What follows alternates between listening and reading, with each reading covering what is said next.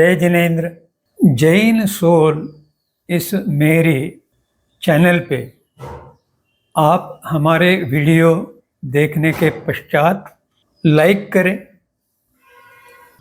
Subscribe करें और notification bell icon दबाएं, जिससे आपको हमारे वीडियो की सूचना सबसे पहले प्राप्त होगी। और आप हमें हमारे वीडियो के नीचे दिए गए पेज पर भी फॉलो कर सकते हैं। जय जिनेन्द्र। प्रत्येक पुस्तक या कोई अच्छा कार्य करने के संबंध में भारतीय परंपराओं में या संस्कृति में एक मंगलाचरण से प्रारंभ करने की व्यवस्था है। आज हम इस मंगलाचरण के प्रयोजन क्या है, उसके भिन्न भिन्न प्रकार क्या है, इसका अर्थ क्या है, यह समझने का प्रयास करेंगे। मंगलाचरण अगर कुछ शब्दों में इसका वर्णन किया जाए तो इसे नियोजित शुभ कार्य में सफलता प्राप्ति हेतु पढ़ा गया या गाया गया छंद या पद्य रचना, इसे कहते हैं मंगलाचरण।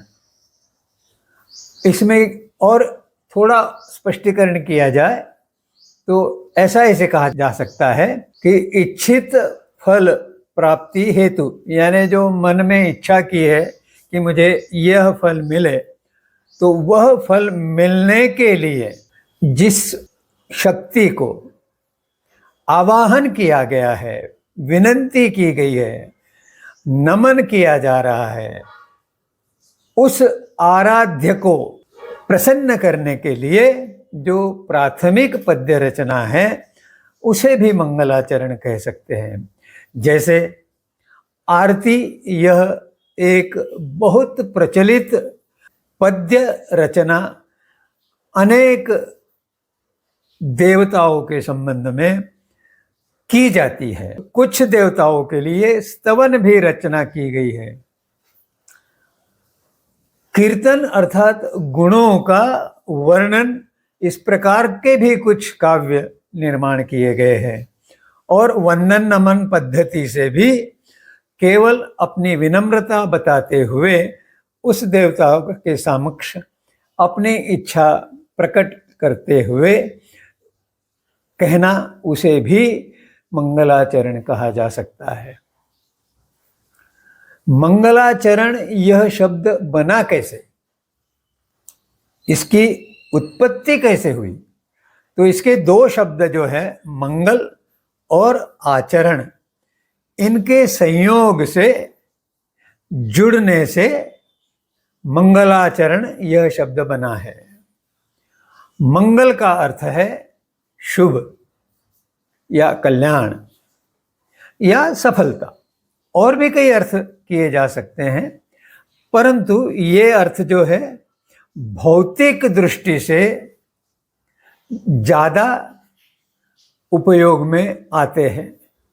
लेकिन नमस्कार महामंत्र जैसे जो मंत्र मंगलाचरण स्वरूप में गाए गए भक्तिपूर्व, तो श्रेयस लाभ हो सकता है।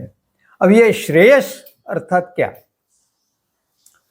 श्रेयस्कर यह शब्द बहुत प्रचलित है, कम सुनने में आता है क्योंकि हम लोग अधिक पुस्तकें या लेख पढ़ते नहीं हैं, परंतु इस शब्द का प्रचलन काफी मात्रा में होता है।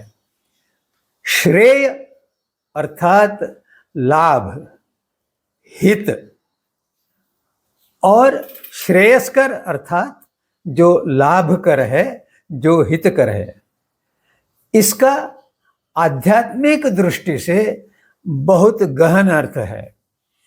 आध्यात्मिक दृष्टि अर्थात आत्मा के संबंधित विचार, आध्यात्मिक दृष्टि अर्थात भौतिकता से निकलकर आध्यात्मिकता के विश्व में प्रवेश। आध्यात्मिक अर्थात बहिर्मुखी क्रिया के स्थान पर अंतर्मुखी साधना, आत्मीयता। आध्यात्मिक अर्थात जो बहिरात्मा बनी हुई है, जो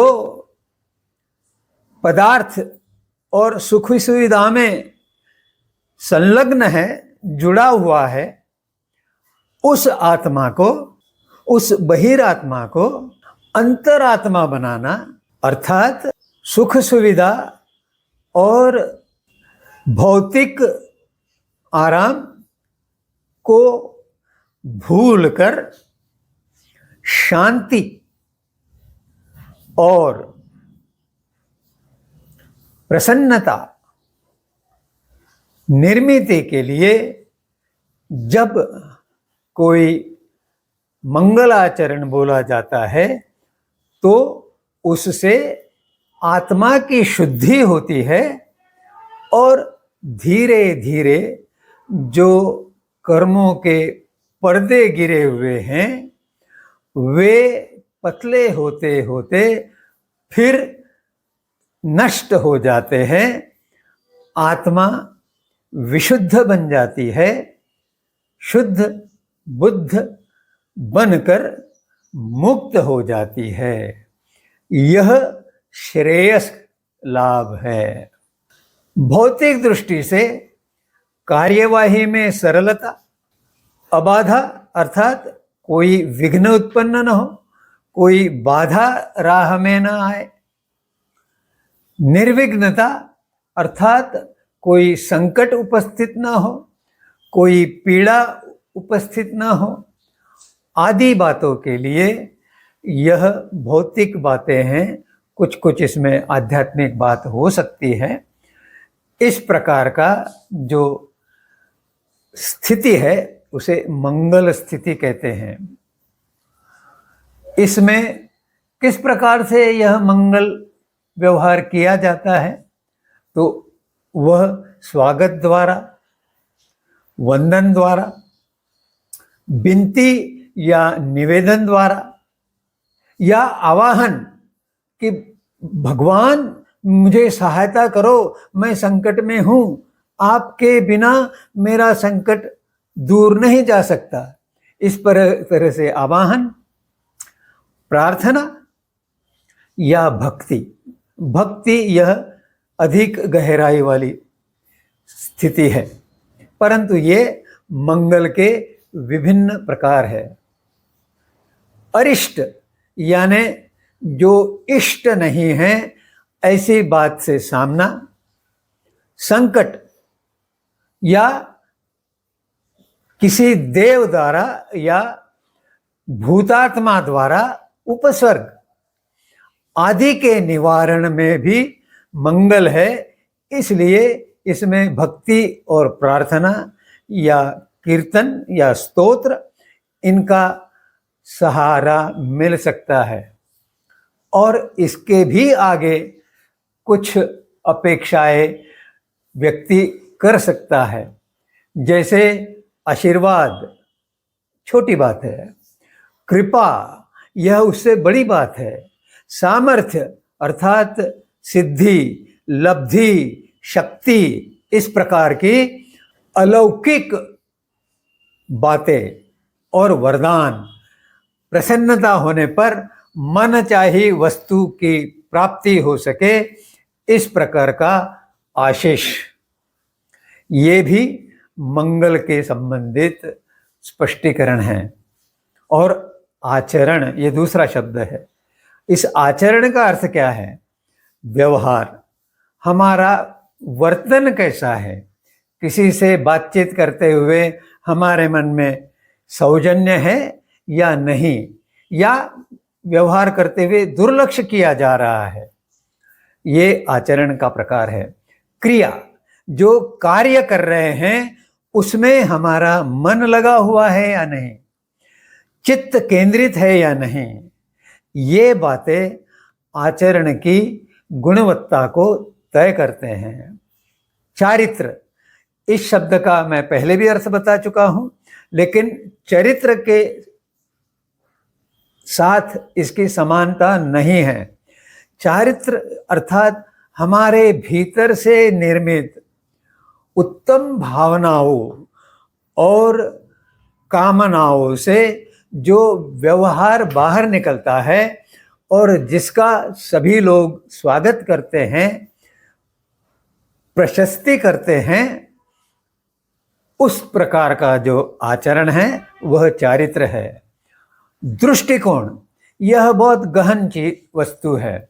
दृष्टिकोण यानी विचारधारा, विचारधारा से ही व्यवहार, क्रिया या चारित्र प्रभावित होते हैं।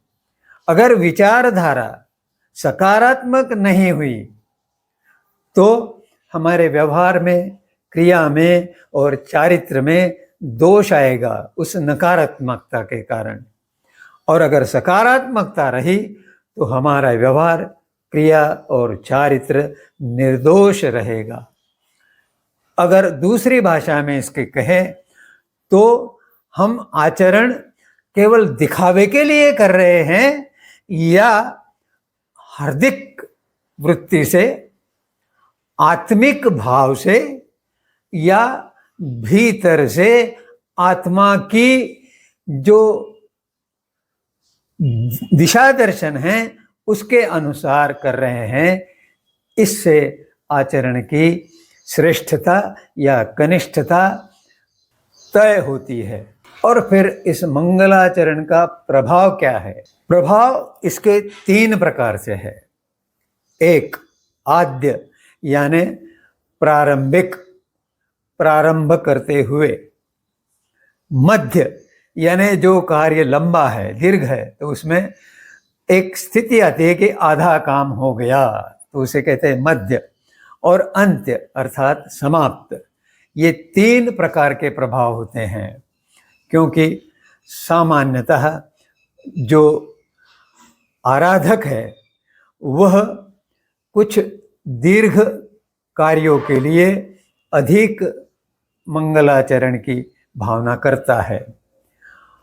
तो प्रारंभिक जो मंगलाचरण है उसके कारण जो प्रारंभ हो रहा है वह अच्छे प्रकार से हो, इसकी निश्चिंतता होती है। अच्छे अच्छे लोग आते हैं, उनकी भी मंगल कामना उसमें समावेश हो जाती है। मध्य, कार्य करते हुए कुछ ना कुछ बाधाएं आती है, अवरोध उत्पन्न होता है या अनपेक्षित कुछ घटना घट जाती है, तो यह जब मंगलाचरण प्रभावी नहीं होता तब यह स्थिति आती है। इसलिए मंगलाचरण भक्तिभाव, हृदय की गहराई, चित्त की एकाग्रता आदि से किया जाना चाहिए।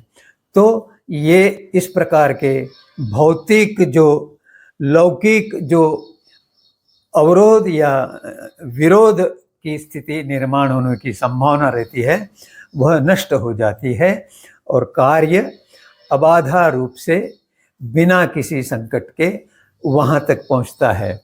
उसके बाद भी उसका प्रभाव रह सकता है। और अंत का जो मंगलाचरण है वह धन्यवाद देने के लिए है, वह कृतज्ञता व्यक्त करने के लिए है कि हे देव, हे भगवान, हे देवता, हे माता, आपके आशीर्वाद के कारण, कृपा के कारण, वरदान के कारण मुझे जो शक्ति, सामर्थ्य, बल प्राप्त हुआ उससे मेरा कार्य बिना किसी बाधा से समाप्त हो गया। आज इतना ही बताकर जय जिनेंद्र। इस वाहिनी के इस चित्रण को देखने सुनने के पश्चात आपके मन में कोई प्रश्न उपस्थित हुआ हो तो कमेंट सेक्शन में इसे अवश्य भेजें, जिससे मैं आपके प्रश्न का उत्तर देने में समर्थ हो सकूं। जय जिनेंद्र।